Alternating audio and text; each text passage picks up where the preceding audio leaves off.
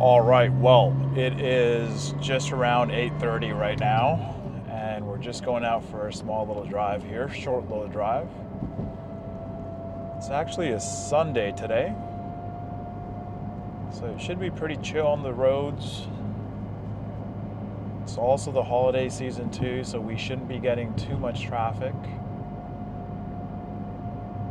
Now I say that and I feel like there's just going to be a bunch of traffic coming up ahead, but yeah, so today's topic of interest is going to be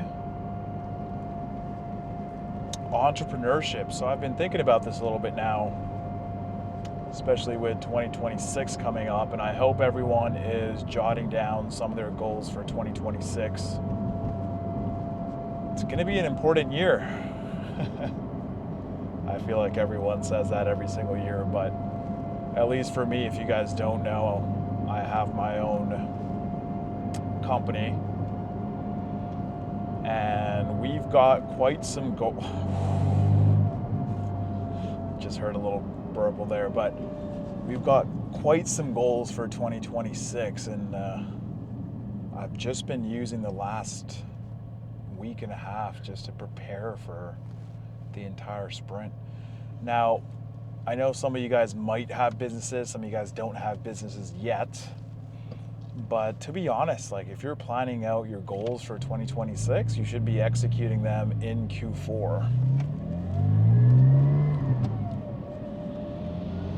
Right? And the reason for that is you go through goal setting at the end of Q3, and then you use Q4 to execute and to prep for 2026, whether it comes to hiring. Like right now we have 3 roles at the moment that we're trying to hire for now. So a little bit slightly delayed, but actually on plan, to be honest. It's just that things slow down a little bit during December time, even with like reference checks. So we have 3 folks that are just at that stage, references checked. So we're actually right on the dot, but imagine you had set your goals up for 2026. In 2026, that means you're going to execute and get prepared by Q1 2026 by the end of it, and next thing you know, you're in Q2 and things are busy, and Q3 things are crazy. And remember how I just said you should be planning in 2026. Sorry, you should be planning in Q3, I should say. So yeah, I know some of y'all do have businesses. If not, I am a big advocate. To be honest, it is a lot of work, keep that in mind, but what's quite surprising to me is that I watch these Instagram reels and videos, and there's a couple things that do stand out. If like people saying, hey, lockdown for a year, lockdown for 2 years. To be honest, if you're really trying to scale and get your company up at $1 million figures, you're gonna have to lock down for much longer than that. Lock down for a year, 2 years for sure, and that's like full concentration. But the great thing is, it is possible, right? And the best thing about it is, like, the first year you are doing your business, you're really learning quite a bit. You're learning what's important, what's not important, how to focus your time, what to do, what things to focus on. And I say this, and I remember also watching other people's videos as well, where they were going like, yeah, do this, do that. And like, it just doesn't make sense in that moment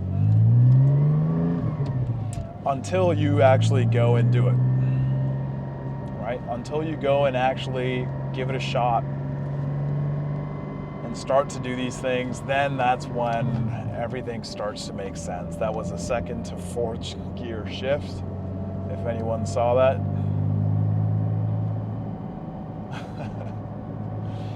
Don't usually do it, but it'll be fine.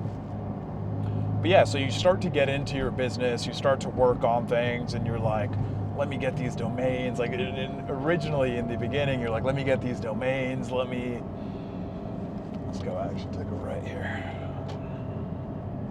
let me get these domains, let me make this website, let me try that website out. And blah, blah, blah. You go through these domain ownerships and these new ideas, and you end up realizing no one gives a crap about your website, right? Like, hey, it is cool, it is what it is, but realistically, no one cares. And surprisingly enough, like in our agency, we help out founders who have built their products,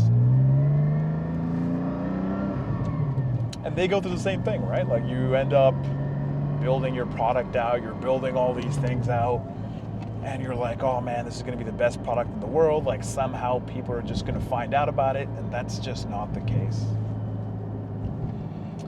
And then when you're first starting, I'd say one of the hardest things is just resources, right? Like, you don't have the capital, right? You don't have capital to hire, you don't have capital to do the things the fastest way, your capital for office space, your capital for employees, contractors, unless you've obviously saved up and you plan to go and invest and move faster, right? So at the end of the day, you start to realize that it's really just about moving fast. You try things, give them a shot, you invest here, you invest there, and kind of see what works out the best for you. And the faster you're able to do that, the faster you're able to figure out what's going to work. Is it going to be, let's say, from a marketing perspective, with that being my background, is that going to be organic content? Is that going to be blogs? Is that going to be, let's say, SEO? Is that going to be paid ads? Is that going to be some other event-based marketing that you might be doing? So you're really looking into all these avenues for growth. Is it going to be partnerships? Is it going to be hiring folks from sales? Is it going to be something else? And then you end up realizing faster, what is the one thing, and this is something I really want to mention, but what is the one thing that works for you, right? Number one is understanding all these things I just said and more, and understanding how to go and do them, how to go test them, but then really realizing what works the best for you. Is it going to be cold calling? Is that your strongest suite? Is it going to be email outreach? Is it going to be advertising? Is it going to be something else? SEO, content, organic, blah, blah, blah. You have all these avenues for growth. It's all just a business at the end of the day, right? So what thing is going to make you just stand out a little bit so you can get your first couple clients, and then use that for testimonials, use that for references, for referrals, I should say, as well. All these things then start to compound, right? And that's the idea behind this all. You want to find that one thing that just gets you off the ground, and then from there, you can start to scale up, honestly. That is just the way to do it. And you know what? Let me even dive in a little bit deep, right? So instead of just, again, these are all things that I heard, so I want to make this piece of content a little bit different for you guys. For anyone who's watching this, and thanks for sticking around if you made it all the way here, but let's jump into this. So when I had first started, and let's be agnostic, right? Let's not focus on just my niche and my industry, blah, blah, blah. Let's just be agnostic. When I had first started, I had money saved up, but I didn't want to use any of it. I wanted to really start the business from just zero. So I had gone without a website, without anything. I just started DMing people. And I started figuring out on Instagram. And I started figuring out, like, hey, what are the words? What are the questions? What are the things that pique people's mind? What are the things I can mention that they go, oh, yeah, I am interested. Let's have a conversation. I took those things, went to a website builder, and built them out, right? Using the same copy that people were showing interest, right? No clients at this moment yet.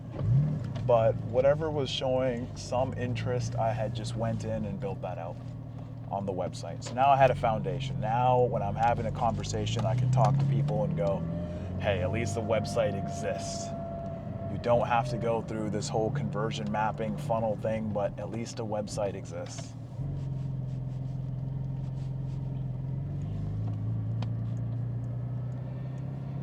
And let's get some food first, and And then I will gladly jump into this conversation a little bit more here as well. I actually don't know what I want, but we'll figure it out right here.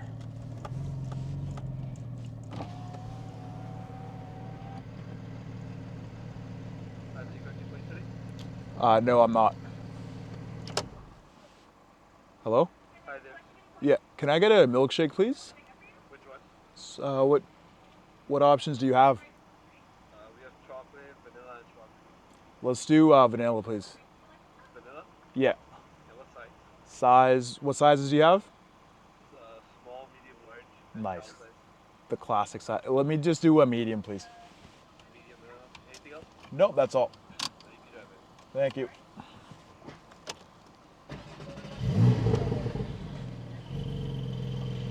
So yeah, coming back to the point I was just mentioning, built the website just so I have something in place, right?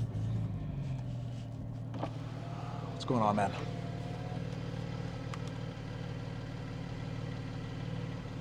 There you go.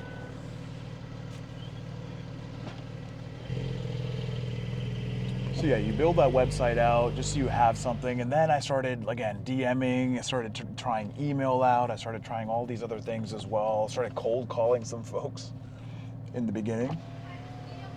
And then... Just a vanilla shake, right? Yeah. Here you go. Thank you. Thank you. Have a good day. You too.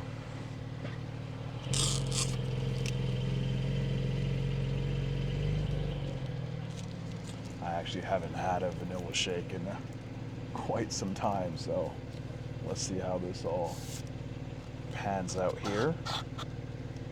There we go.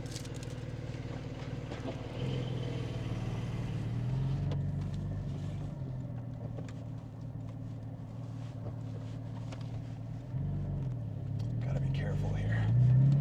But yeah, so started reaching out, started emailing, started cold calling, all these jazz, all these things, and then eventually got a couple clients. We got one client.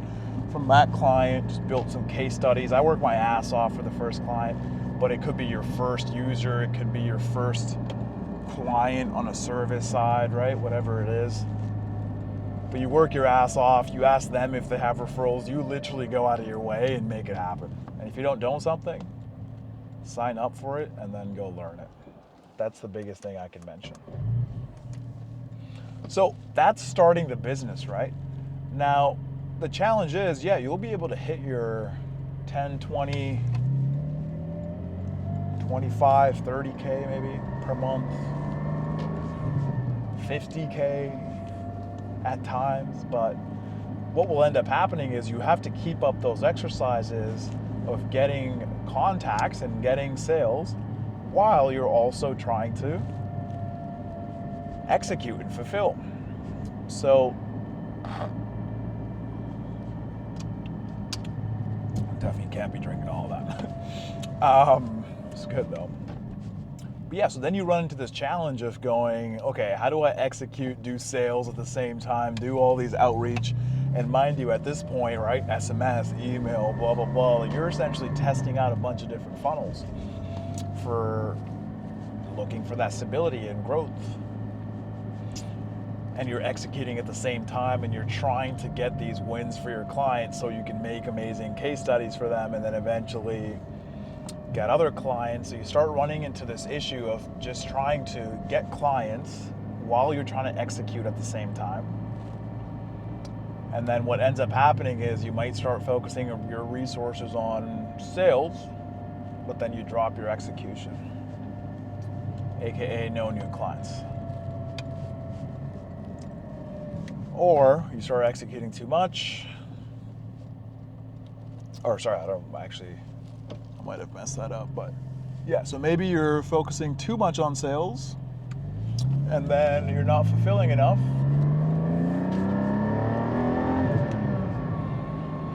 Which means the client that you have, the money you have coming in, sure, like they're gonna leave because your fulfillment's not the best, but maybe like one person comes in and replaces that other folks that you guys were working with, that you're working with, so.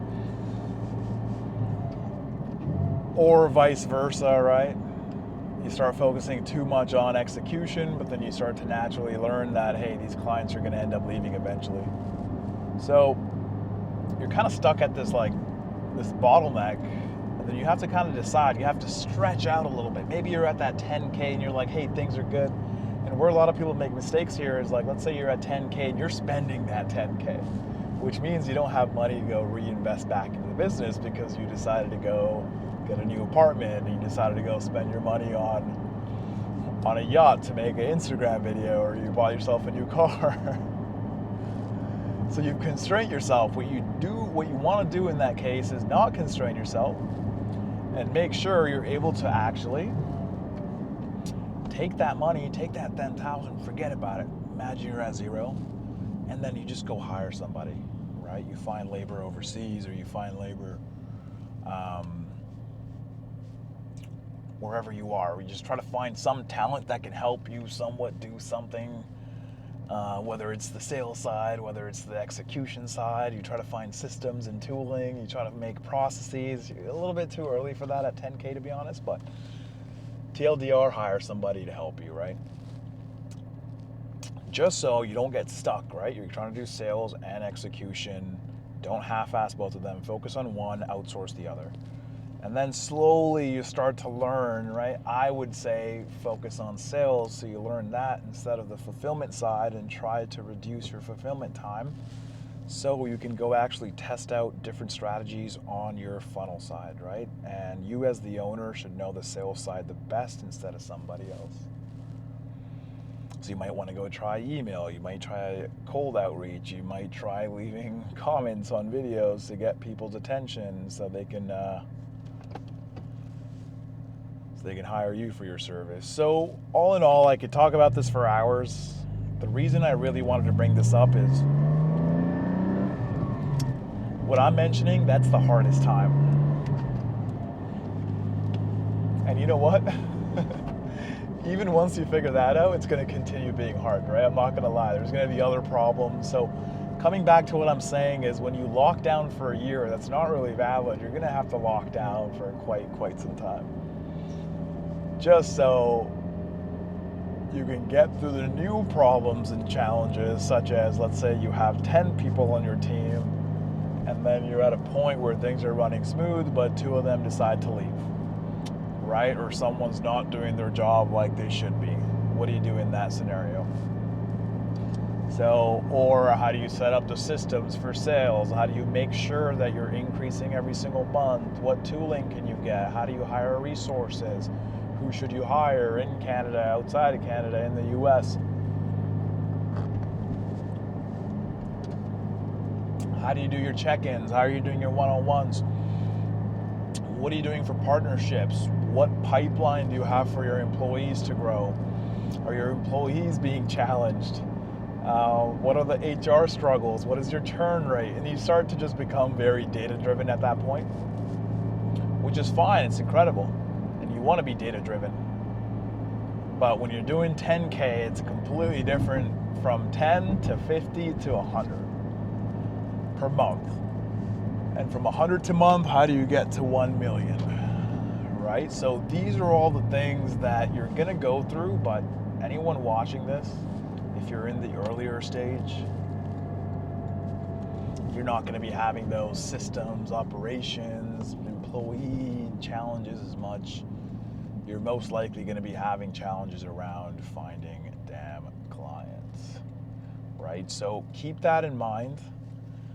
It's 100% possible, right? Don't give up, and you're welcome to switch to a different niche and try different things out at the same time and blah, blah, blah. But looking back, I'm gonna give one piece of advice here, maybe 2 at the same time, just because I'm feeling very giving today. It is the holiday season. But you know how I mentioned in the beginning, try different funnels out, email, outreach, cold call, DMs, whatever it is. Don't pursue all of them at once. A very, very common mistake people end up making is they will go ahead and go, hey, I need to go figure out what works.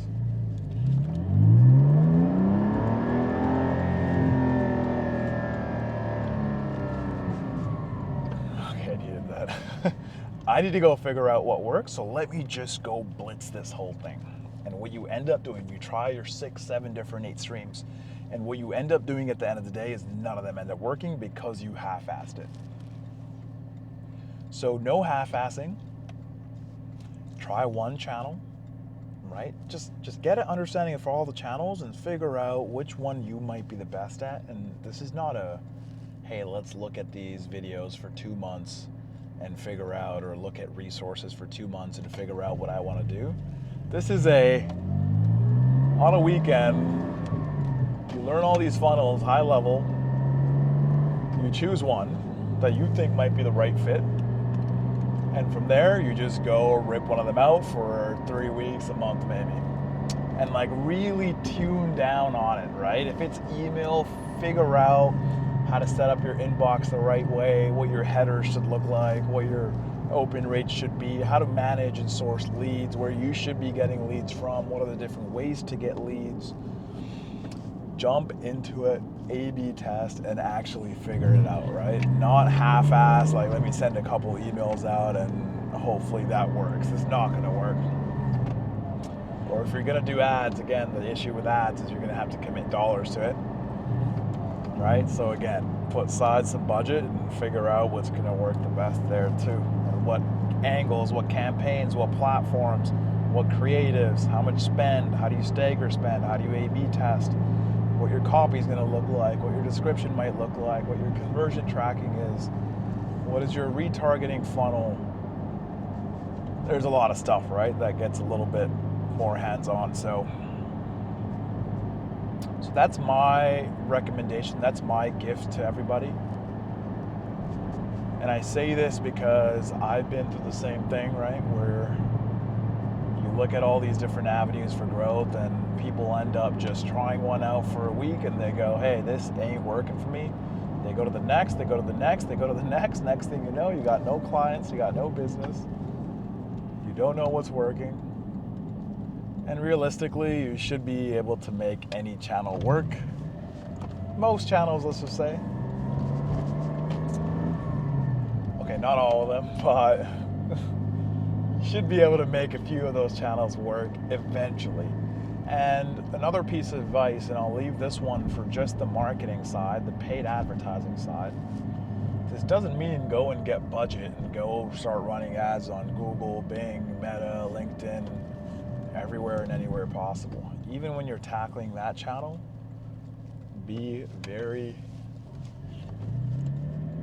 selective. Be very, oh my God, this Hummer guy gets right in my eyes. Be very selective, be thoughtful, be strategic, really figure out that channel, whatever you're investing into. So those are my thoughts for the day. Hopefully it helps. I feel like this video is maybe at a little bit too long. It's 25 minutes almost, so hopefully that helps some of y'all out there. And yeah, go crush it. It's all possible, guys. There's also a cop car right there too, which I don't like. There's too many cop cars everywhere, so it's funny. Anytime I'm driving with my father, he's driving his car, his SUV, and then he's just like, "Oh, how did you spot 4 different cop cars?" I'm like, "Hey, Dad, there's a cop car there. Slow down, this and that." And he's like, "What are you doing?" "We're just finding different cop cars out there." I'm like, "Yep, that's my job." But anyways, this was a pretty chill drive, so thanks for sticking around, whoever did, and I'll see you guys in the next video.